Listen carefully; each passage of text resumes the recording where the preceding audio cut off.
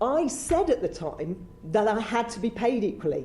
I knew, as did many other women in the BBC, that we had been underpaid by comparison to male peers. Not absolutely, because we all feel that we're privileged to work for the BBC, that it's a public service broadcaster. I am proud to have served for 30 years at the BBC.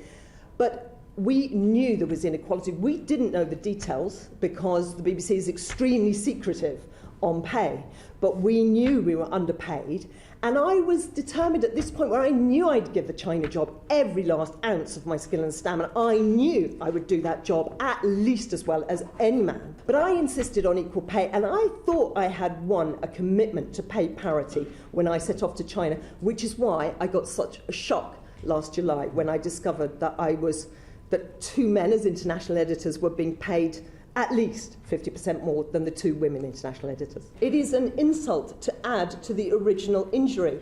I would never have gone to China on those terms. I asked for equal pay at the very beginning. My problem will be resolved by an acknowledgement that my work was of equal value to the men who I served alongside as an international editor. An apology would be nice.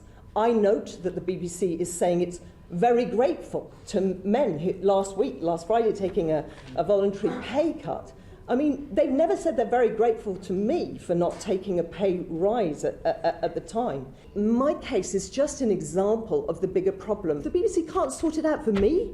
You know, for me, a senior person of 55 in a powerful position, then how can it sort it out for more vulnerable people who don't have a public profile? That's my concern.